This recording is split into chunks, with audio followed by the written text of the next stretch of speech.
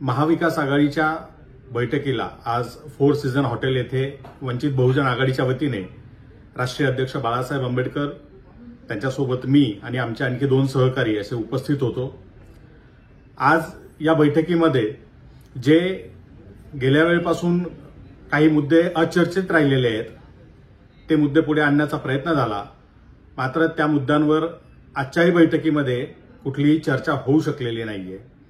जरांगे यांच्या आंदोलनाबद्दल महाविकास आघाडीची नेमकी भूमिका काय आहे याबाबतीत कुठलीही चर्चा या ठिकाणी झाली नाही। मागच्या वेळेला आम्ही दिलेल्या अजेंडापैकी एक महत्त्वाचा अजेंडा होता की आपण 15 ओबीसी उमेदवार 48 पैकी दिले पाहिजेत। ओबीसी समाजाचं जे सामाजिक आणि राजकीय जागृतीकरण झालेलं आहे ते टिकवून ठेवण्यासाठी आणि वाढवण्यासाठी देशाच्या हितासाठी 15 उमेदवार हे ओबीसी असावेत अशी भूमिका वंचित बहुजन आघाडीने मांडली होती। त्यावर सुद्धा कुठली चर्चा झाली नाही। 3 उमेदवार हे अल्पसंख्याक समुदायातील असावेत, मुस्लिम असावेत अशी भूमिका वंचित बहुजन आघाडीने मांडली होती। हा प्रस्ताव दिला होता, त्यावर सुद्धा कुठलीच चर्चा झाली नाही। आणि ज्या भाजपला हरवण्यासाठी ही महाविकास आघाडी एकत्र येऊन लढत आहे, बीजेपीच्या हुकुमशाही विरोधात लढत आहे, त्यामुळे या महाविकास आघाडीचा भाग असलेला कुठलाही पक्ष हा भाजपसोबत निवडणुकीच्या आधी किंवा निवडणुकीच्या नंतर कुठल्याही प्रकारे समझोता करणार नाही, युती आघाडी करणार नाही, असं लेखी आश्वासन आपण सगळ्यांनी दिलं पाहिजे।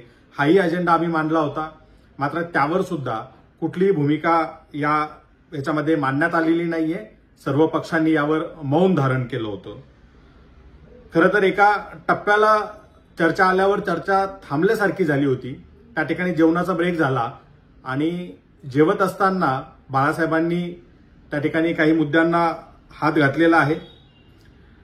एक वाक्य बाळासाहेबांचं खूप महत्त्वाचं होतं जे मला खरं तर खूप मनाला लागलं।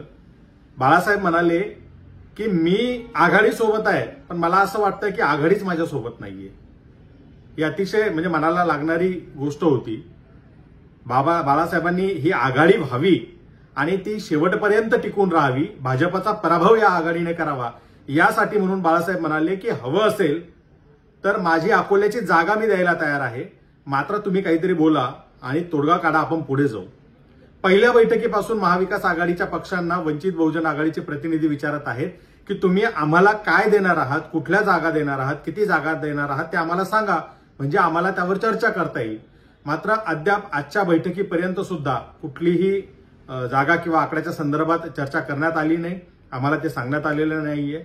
त्यामुळे हे सगळे राहिलेले अजेंडे आणि जागेच्या संदर्भात पुन्हा वेळ मागून घेतलेला आहे आणि पुढच्या आठवड्यामध्ये आपण पुन्हा बसून चर्चा करू असं त्यांच्या वतीने सांगण्यात आलेलं आहे।